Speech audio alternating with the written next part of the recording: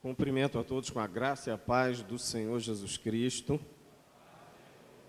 É uma alegria estar pela primeira vez aqui nessa igreja em Parnamirim, juntamente com o pastor Linaldo, que eu já havia aprendido a admirar, inclusive pelos seus livros, e tivemos a oportunidade de conversar alguns meses atrás, e felizmente o Senhor me permitiu regressar a Natal, juntamente com a minha esposa, para poder ministrar em alguns eventos da Igreja Batista, Presbiteriana, Assembleia de Deus.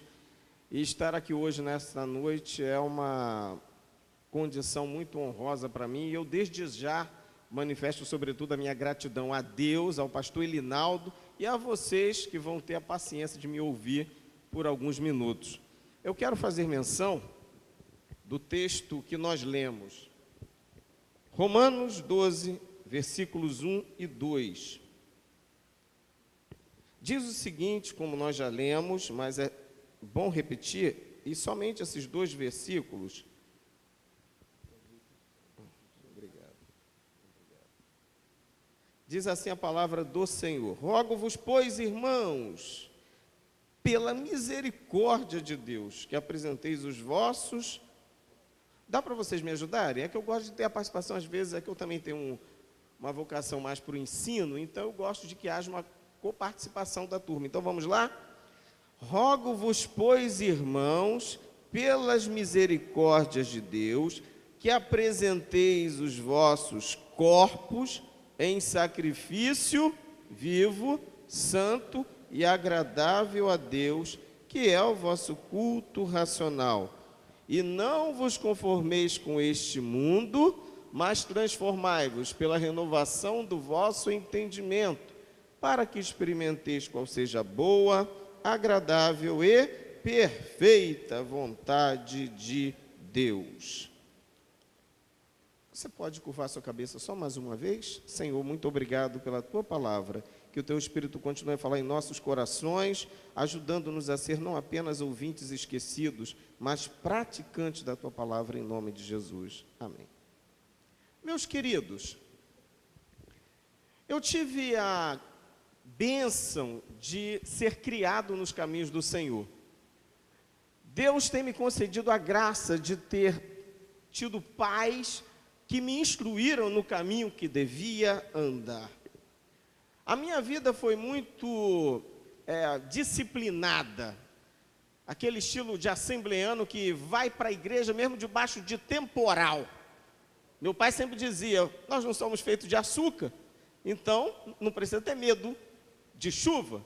E eu me lembro quando ainda muito pequeno, com o meu pai me colocando sobre o pescoço, e eu segurando a cabeça dele, e ele caminhando até para enfrentar a lama para chegar na igreja, ou voltando às vezes com água pela canela, e o quanto isso ficou impregnado na minha formação ministerial. E desde cedo eu tive o privilégio também de me envolver muito rapidamente com o ministério de evangelismo de estudantes. Já nos meus 14 anos, já estava eu lá envolvido na escola com grupos de evangelismo, e isso para mim foi uma bênção, porque eu sei que na adolescência é a fase onde é mais comum haver apostasia de filhos de crentes. Infelizmente, sempre continua sendo assim. Inclusive, a faixa etária da adolescência é uma faixa determinante. E ao longo do meu desenvolvimento ministerial, eu fui me aprofundando cada vez mais em projetos missionários, evangelísticos. Aí me casei, graças a Deus, e a minha esposa ainda é a mesma, vamos fazer 23 aninhos de casados esse mês, graças a Deus, a mesma esposa. E eu gosto até de dizer que nos casamos virgens. Eu acho que isso é importante de dizer hoje em dia. Minha esposa e eu nos casamos virgens. E quando meus filhos nasceram, eu que acabei no desenvolvimento dessa área de ensino, e especialmente pró-família, evangelismo também, ou obra missionária, mas sempre ligado à área de ensino, o Senhor acabou me permitindo também desenvolver a habilidade de escrever livros.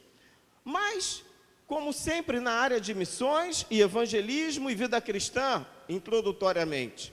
Mas depois de casado, Deus me concedeu a bênção de ser convocado por Ele para o ministério em tempo integral. Esse ano nós completamos 21 anos em tempo integral como missionários, digamos assim, atuando em projetos diversos, dependendo absolutamente de Deus, 21 anos sem salário. Imagina, a mulher tem que amar muito o marido, né, para ficar com ele a vida toda e sem salário. Só a graça de Deus, Deus é bom. Mas o Senhor me permitiu realizar conferências evangelísticas, especialmente em 2006. 2006 estava eu lá com meus 35 aninhos e realizando conferências pelo Brasil, Paraguai, Portugal, Espanha, Suíça, Áustria, Inglaterra, Itália, em todos esses países ganhando almas para Jesus. É muita bênção. Mas no final de 2006, eu me deparei com uma notícia. Brasil campeão mundial em pornografia infantil. Quando eu soube disso, eu fiquei muito chocado. E ali houve um divisor de águas. Eu já havia escrito 7 livros. E eu comecei a escrever, a pesquisar e escrever sobre pornografia. Como eu disse, eu fui criado na igreja, mas nunca ouvi ninguém dar palestra sobre esse assunto, falar sobre esse assunto, escrever sobre esse assunto. E nas minhas pesquisas eu fui ficando chocado, porque eu fui descobrindo coisas impressionantes. Por exemplo, a pornografia, ela é a semente que vai desencadear todos os pecados sexuais que possamos imaginar e todos os crimes sexuais também. E é bom lembrar que todo pecado, todo crime sexual é um pecado, mas nem todo pecado sexual é um crime. Por exemplo, adultério sempre foi e sempre será pecado, mas não é crime, pelo menos não mais no Brasil. Homossexualidade é pecado, mas não é crime. Prostituição é pecado, mas não é crime. Fornicação é pecado, mas não é crime. Agora, pedofilia, estupro, abuso sexual infantil, são pecados e são crimes. Seja como for, tudo isso tem uma coisa em comum: a origem, a semente do mal, que é a pornografia, como cultura, porque nós estamos vivendo uma sociedade culturalmente pornográfica. Querendo ou não, todo mundo aqui vê e ouve, andando no meio da rua, situações de imoralidade, querendo ou não. É o vizinho que bota aquela música imoral alta, ou o carro que para ao seu lado no semáforo, é no trabalho, é na escola, na TV, não precisa nem assistir nada, só propaganda você já vê que há uma cultura pornográfica. Mas além da cultura tem o problema da indústria bilionária, cujo objetivo é o lucro às custas da degradação moral da sociedade, que resulta, dentre tantas coisas, na desestruturação familiar, no aumento dos pecados sexuais na sociedade e também dos crimes sexuais. E aí tem outro fator, que é o fator do vício pornográfico.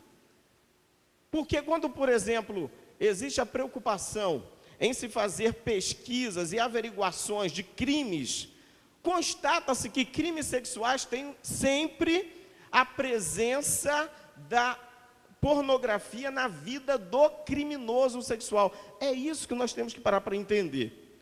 Ninguém nasce pedófilo, ninguém nasce estuprador, ninguém nasce prostituta, ninguém nasce homossexual, e eu estou falando isso como sexólogo também. Então eu sei muito bem do que eu estou falando, como cientista da área. Então, se ninguém nasce criminoso sexual ou pecador sexual, por que temos observado um aumento absurdo de tudo isso, inclusive em famílias cristãs? Queridos, nada é por acaso. A Bíblia diz que um abismo chama outro abismo, a Bíblia diz que aquilo que semeamos nós vamos colher. Nada é por acaso. Mas alguns começam a achar que esse não é um tema muito interessante, temas relacionados à sexualidade. não são para ser tratados para a igreja ou para os crentes. Por que não? Vamos nos reportar novamente ao texto que lemos. Vamos trazer um entendimento um pouco diferente daquilo que já ouvimos muitas vezes, mensagens sobre esse texto. Mas para pensar o que Paulo está dizendo para os crentes da cidade de Roma. Paulo não está escrevendo para ímpios. Ele está escrevendo para crente. Rogo-vos, pois, irmãos, ou seja, para crente. Pelas compaixão de Deus, Paulo está falando, pelo amor de Deus, apresentem os vossos corpos. Gente, Paulo está falando aqui de sexualidade. Está falando para apresentar os vossos corpos. Por exemplo, estamos aqui em espírito, alma e corpo para participar desse curso de doutrina. Aí eu pergunto, alguém deixou o seu sexo em casa e veio para a igreja sem o sexo? Deixou? Deixou a sexualidade em casa e veio para a igreja sem sexualidade? Não. Ei, nós não somos anjos que não têm sexo. Aliás, eu sempre gosto de chamar a atenção para esse detalhe. Anjos e demônios não têm sexo. Quando Deus os criou sem a capacidade de reprodução, que é o objetivo prioritário da nossa sexualidade. Só que quando Deus criou o homem, além da capacidade de reprodução, Deus ainda nos dotou, tanto homens como mulheres, com um presente a mais, que é a capacidade de ter prazer e satisfação sexual, que são duas outras coisas distintas, mas muito interessantes, presentes na nossa vida humana. Mas os anjos e os demônios não tiveram esse privilégio. E uma das razões que eu creio que o diabo leva em conta para nos detestar, para nos odiar tanto, é porque ele tem inveja de nós. O diabo nunca vai ter um orgasmo em toda a existência dele. Nunca. Você já parou para pensar nisso? Mas Deus deu essa capacidade para o ser humano. Não foi o diabo. Gente, é lógico, vocês são muito bem doutrinados. E vocês sabem que não foi o diabo que criou essa bênção que é o sexo e a sexualidade. São duas coisas distintas. Foi Deus quem criou. E foi Deus também que fez questão de não conceder isso para os demônios ou para os anjos. Mas isso deve ser usufruído também com responsabilidade, tudo para a glória de Deus. O ser humano existe para a glória de Deus. E os demônios, os anjos, tudo existe para a glória de Deus. No universo inteiro, tudo existe para a glória de Deus. Até a nossa sexualidade. Por isso, Paulo chama a atenção aqui. Apresenteis os vossos corpos, todo ele, todo o seu corpo, como sacrifício vivo, santo, consagrado, separado, como vivo, santo e agradável a Deus, que é o vosso culto racional. Mais uma vez, Paulo apela para a racionalidade, para o cérebro humano. Quando fala de culto racional, racional está ligado à razão. Razão, a questão cerebral. Ele está falando do cérebro. E para quem não sabe, o cérebro é o órgão sexual mais importante do corpo. O cérebro. Então, queridos, quando ele fala de racionalidade, ele está falando de uma forma consciente. Ninguém nos obrigou a vir aqui. Deus nos deu essa fome e sede de justiça, prazer de estar em sua presença, de nos prostrarmos aos seus pés para aprendermos um pouco mais da sua palavra. E quando eu me deparei com essa trágica notícia que o Brasil era campeão nessa podridão que é a pornografia infantil, eu comecei a escrever e a desenvolver um projeto de conscientização visando estimular ações preventivas contínuas contra o aumento, pelo menos, já que a gente sabe que não dá para erradicar, pelo menos minimizar ou alertar os pais e os educadores que, se queremos combater os crimes sexuais, não apenas contra crianças e adolescentes, mas contra adultos, devemos mirar a origem do problema, que é a cultura pornográfica, a indústria pornográfica que, aliás, no Brasil, nem paga impostos, tem imunidade tributária no Brasil. É interessante, né? A indústria que forma pedófilos, forma estupradores, forma adúlteros no Brasil ainda goza de imunidade tributária. E eu tenho falado sobre isso, inclusive, em eventos na Câmara dos Deputados, quando fui convidado para tratar de temas dessa natureza. E continuam sem tomar a mínima providência. Por quê? Por causa da dominação cultural.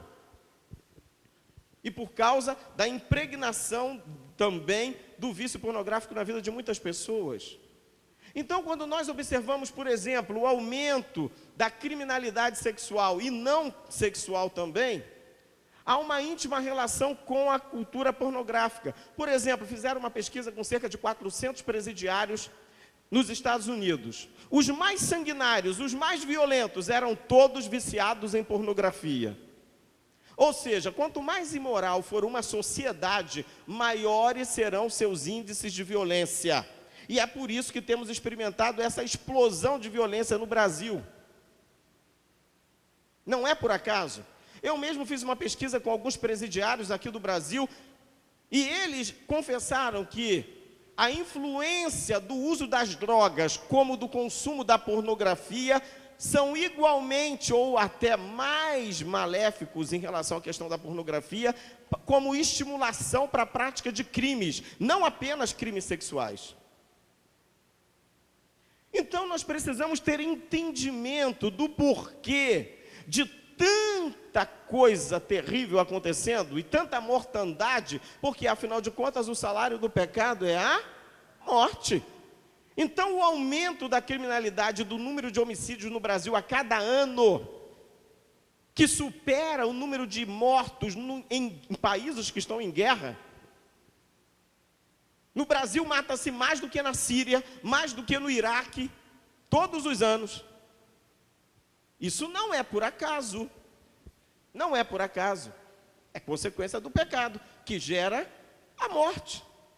E a tendência é piorar, por quê? A imoralidade está aumentando. Então, a tendência é aumentar ainda mais os casos de adultério, que vão resultar em aumento nos casos de divórcio, até porque o adultério é a principal motivação para o divórcio. Agora, não só o adultério, problemas na área sexual do casal são os principais fatores sexuais, que resultam em tentativas de justificar um divórcio.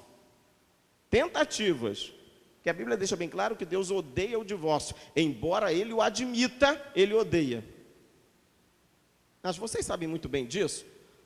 Mas mesmo sabendo, não muda o fato de que nunca tivemos, no Brasil inteiro, uma explosão de divórcio nas igrejas evangélicas, independentemente de denominação. E a tendência é piorar mais. Por quê? Porque a gente finge que não existe problema, ou quando o problema existe, a gente sabe que a origem é na área de sexualidade, que geralmente, raramente é tratado, porque raramente alguém fala até essa palavra sexualidade. Então não pode falar.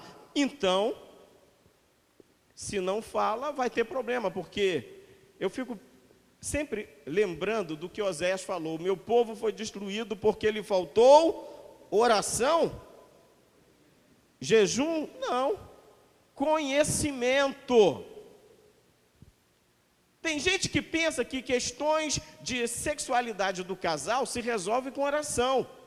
Não, meu querido, não resolve com oração. Tem que se identificar o problema e tratar a origem do problema. Por conta disso, nós começamos a desenvolver uma campanha de conscientização contra a pornografia.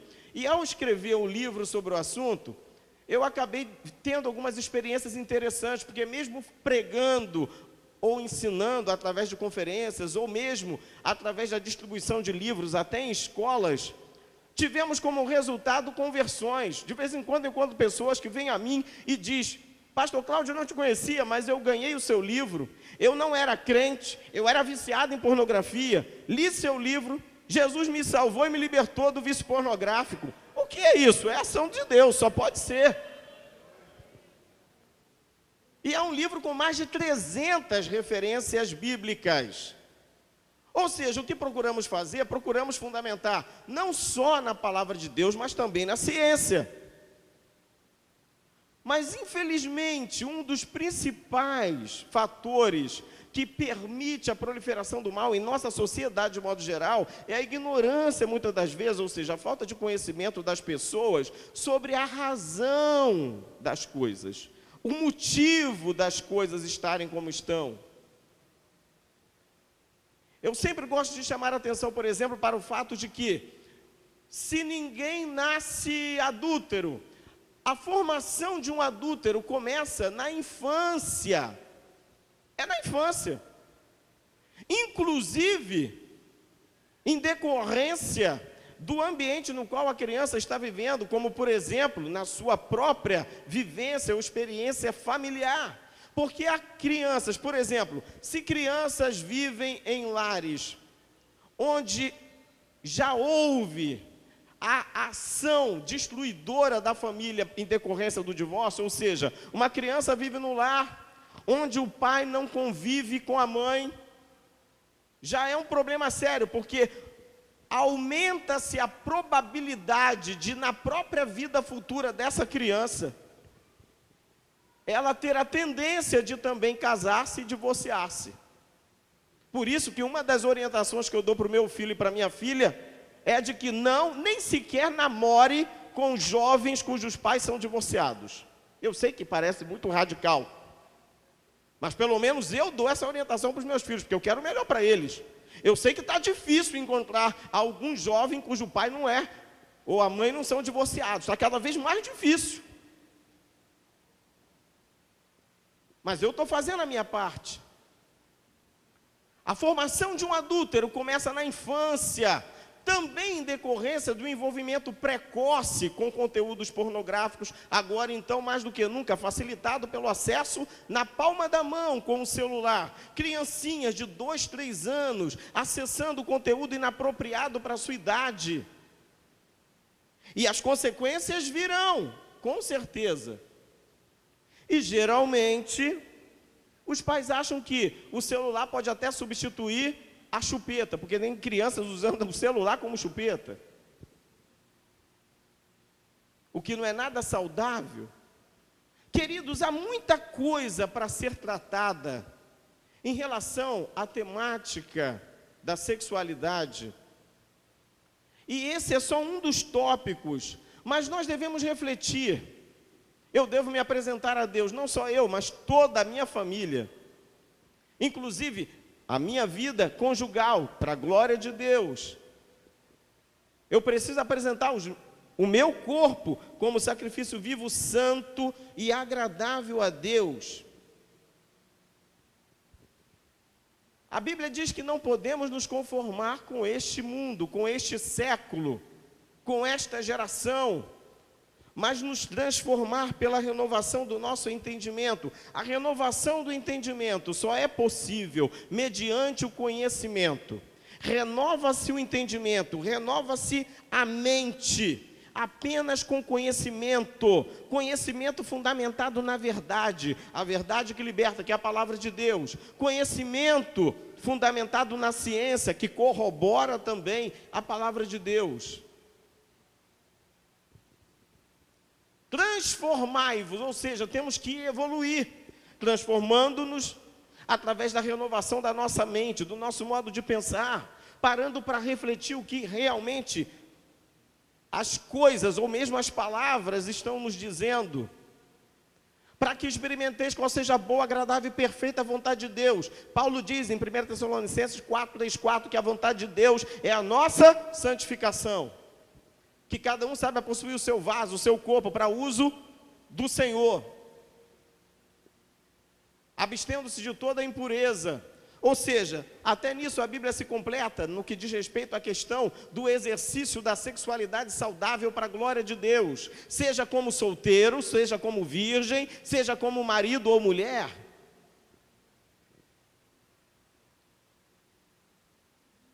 Há muita coisa acontecendo nesse mundo e a família é o alvo principal. Todos nós sabemos que a família é uma bênção, mas ao mesmo tempo ela é alvo de principados e potestades que querem destruí-la.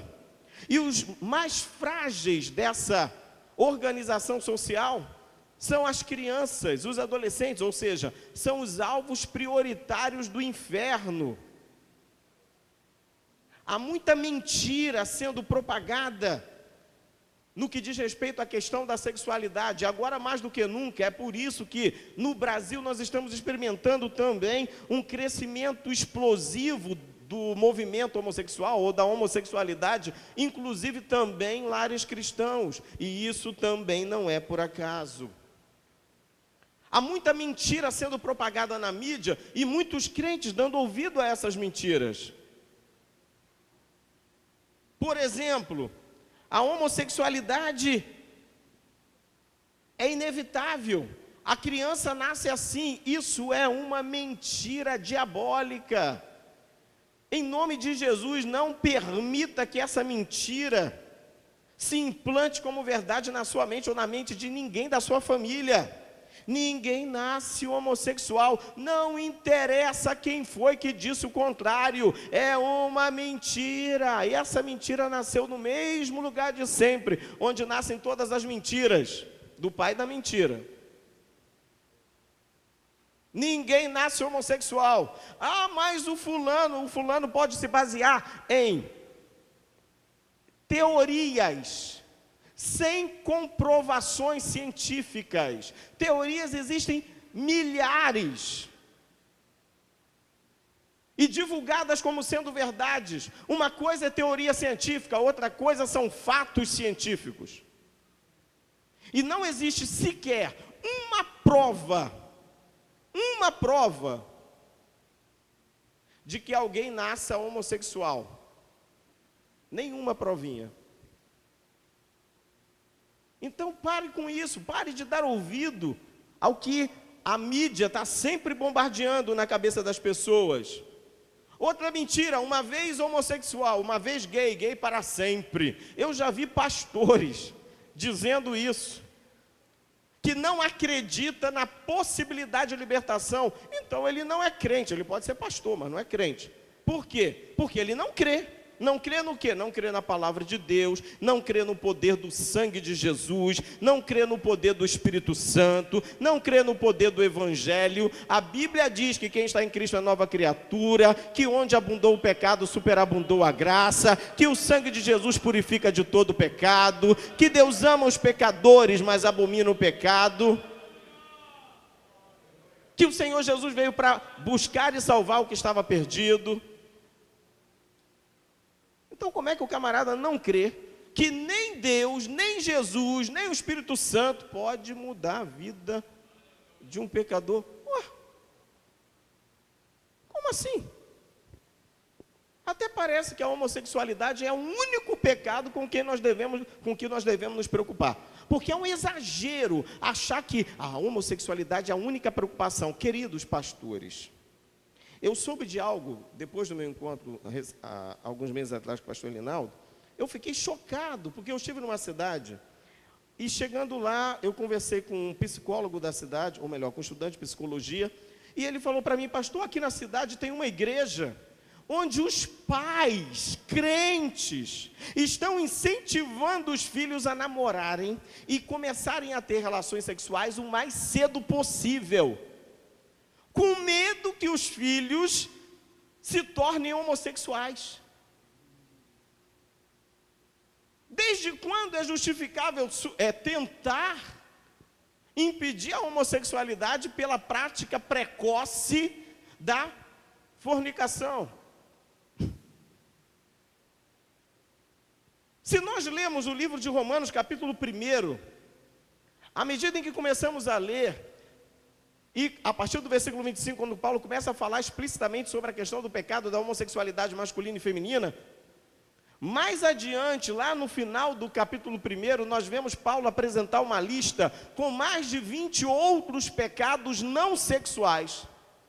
E após essa lista, Paulo diz que Deus condena todos esses pecados, e não somente os que praticam, mas aqueles que consentem aos que o praticam. Ou seja, não é uma referência apenas aos pecados sexuais ou os pecados referentes à homossexualidade, tem muito mais.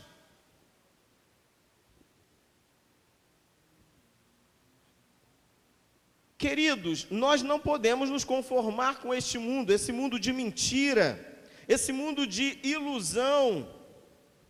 Assim também há muitas pessoas acreditando, por exemplo, que só é homossexual quem quer. Não é bem assim, não.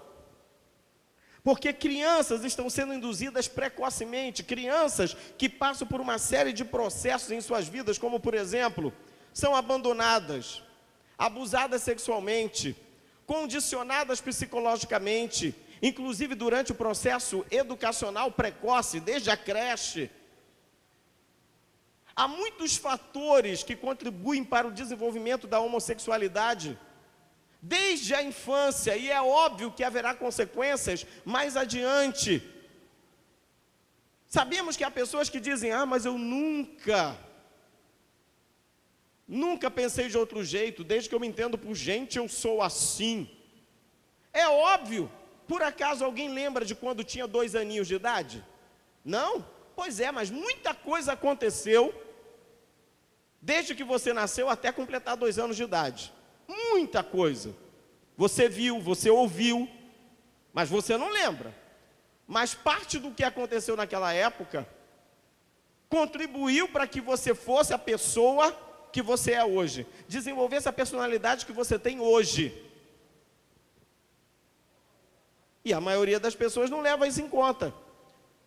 Há crianças que são abusadas no primeiro dia que nascem. Elas sofrem abuso sexual no primeiro dia. É lógico que haverá consequências, mas a igreja, ela tem um papel nessa história, nesse cenário social terrível que estamos vivenciando. De fato, Jesus está voltando. Alguns poderiam lembrar, é lógico, Jesus está voltando. Eu creio que Ele volta em breve, e eu espero que volte logo, porque a coisa está feia. Muito, muito feia, e às vezes pior até do que nós imaginamos. Quando pensamos que não poderíamos ouvir um testemunho pior, nós ouvimos.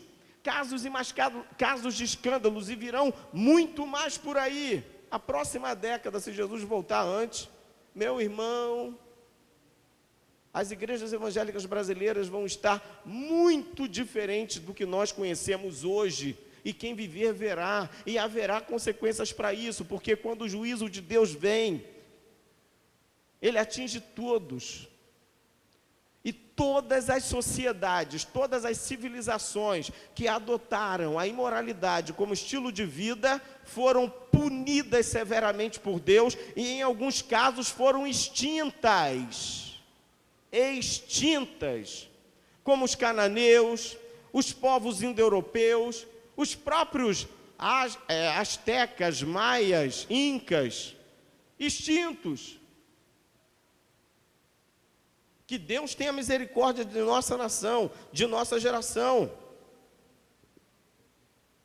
Há muita mentira sendo disseminada por aí, ao ponto de induzir muitas pessoas a acreditarem que a homossexualidade, ela é o que muitas das vezes não é. Por exemplo,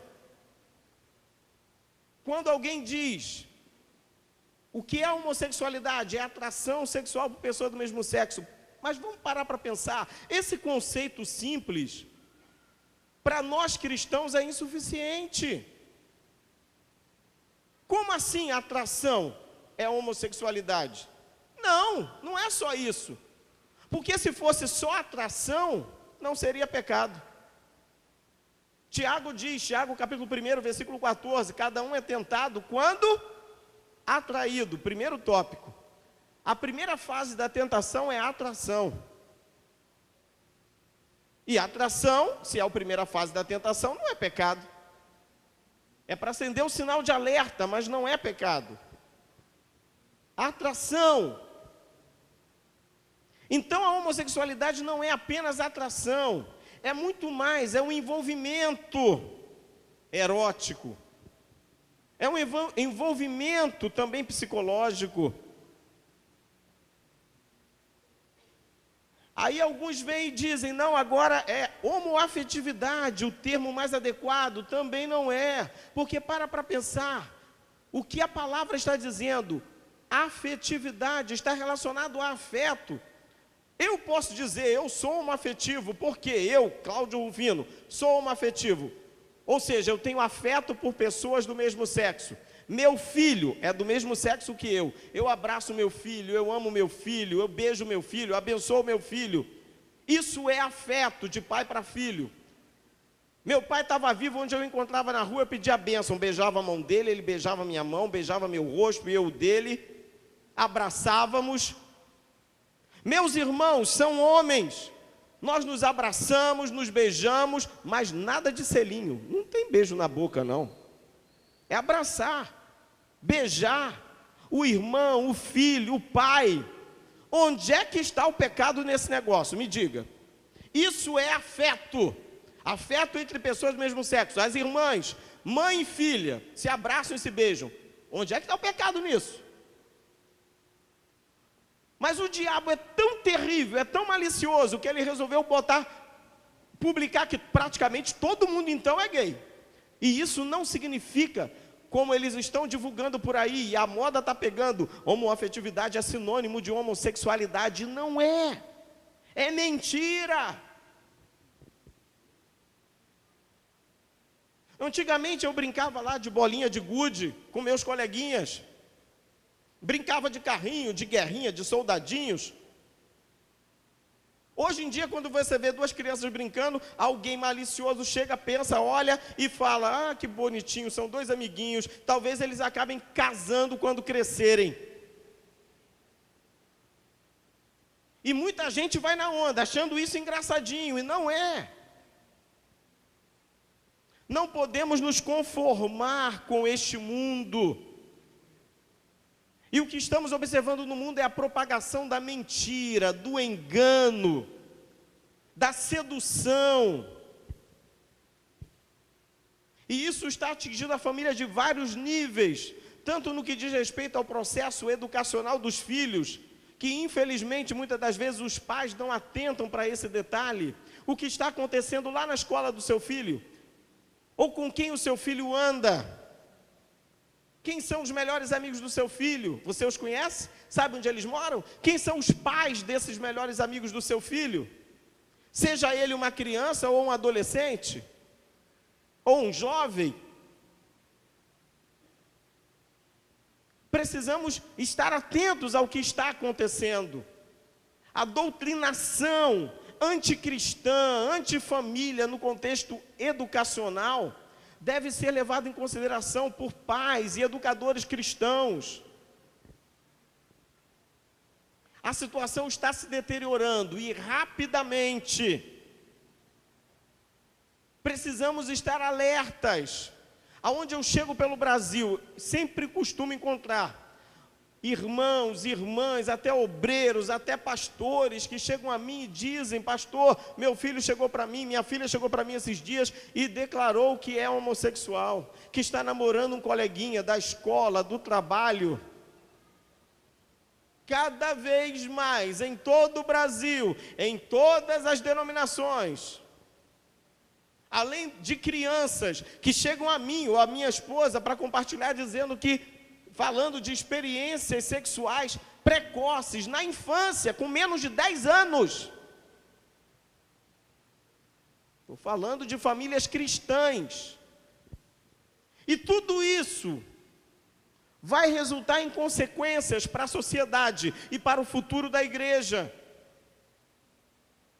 E enquanto Jesus não vem, nós não podemos nos conformar com este mundo. Enquanto Jesus não vem, eu não posso me conformar, eu tenho que salgar e brilhar nessa geração. Enquanto Jesus não vem, eu preciso sim orar muito mais do que eu estou orando. Eu preciso jejuar muito mais do que jejum. Eu preciso pregar muito mais do que eu estou pregando. Porque onde a luz do Evangelho não brilha, as trevas vão prevalecer, como, por exemplo, no ambiente educacional, que é uma área, inclusive, onde raramente a igreja atua, e é onde mais o diabo está atuando. A escola, que, na verdade, é um campo missionário negligenciado pela igreja, se tornou, na verdade, um ambiente diabólico, onde o Satanás tem colocado seus ninhos, não só colocado, mas chocado seus ovos. E onde a luz do Evangelho não brilha, as trevas vão prevalecer. E é o que está acontecendo no ambiente educacional, onde os filhos de crentes estão sendo influenciados. E a mentalidade deles está mudando, no que diz respeito a valores éticos, morais, espirituais, familiares. Não é por acaso. O diabo está fazendo o trabalho dele com muita dedicação. E está tendo ótimos resultados. E nós ficamos esperando para uma reação depois que a bomba estourar. Que Deus tenha misericórdia de nós e de nossas famílias, porque depois que a bomba estoura, meu irmão, é catar os cacos e aí esperar um milagre. A prevenção sai mais barata, mas a prevenção implica também em conscientização. E é esse o nosso objetivo com esse tipo de trabalho que temos desenvolvido através de conferências e através da publicação de livros específicos direcionados aos pais, principalmente. A prevenção dá trabalho, mas vale a pena. Vale a pena. Precisamos de um alerta. Esse tipo de ministração, eu sei que não é típico, mas consiste num grito de alerta. Ei, cuidado com a sua família, cuidado com o seu casamento, cuidado com você mesmo, como disse Paulo para Timóteo, tem cuidado de ti mesmo e da doutrina, persevera nestas coisas, porque fazendo isso te salvarás tanto a ti mesmo como aos que te ouvem. Cuida de você também prioritariamente. Não descuide da sua própria vida.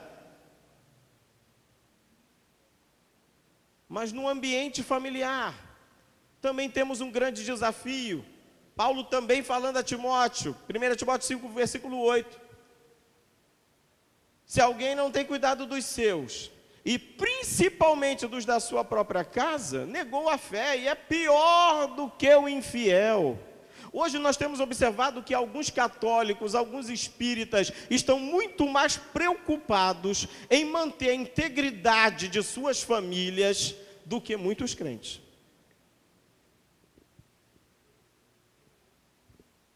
Está havendo uma inversão de valores na sociedade. E o pior é que muitos crentes estão tendo ou permitindo que as suas mentalidades mudem. E muita gente está com mentalidade distorcida, o certo virou errado, o errado virou certo. Jesus está voltando, mas enquanto Ele não vem, não podemos, não temos o direito de nos conformarmos com este mundo.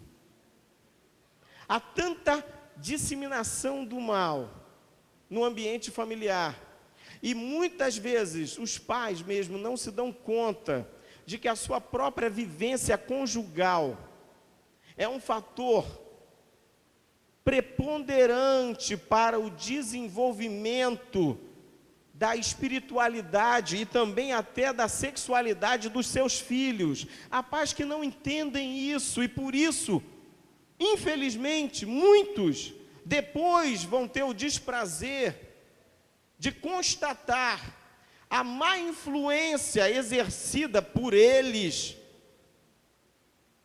no ambiente conjugal e que vai refletir na vida futura conjugal dos filhos. Precisamos cortar o mal pela raiz, mas precisamos entender melhor a respeito dessas questões. Que Deus nos ajude a buscar mais conhecimento a respeito desse assunto. O meu objetivo é de continuar estudando, porque quanto mais a gente estuda, mais a gente se dá conta que não temos como nos colocarmos como sabe tudo, porque é tanto conhecimento, quanto mais a gente estuda, mais a gente vê que o nosso nível de conhecimento é tão pequeno. Que Deus nos ajude a entender não só as questões sociais, antropológicas, científicas, mas sobretudo a boa, agradável e perfeita vontade de Deus para nossas vidas. E a vontade de Deus é a nossa santificação. Que Deus abençoe a cada um dos irmãos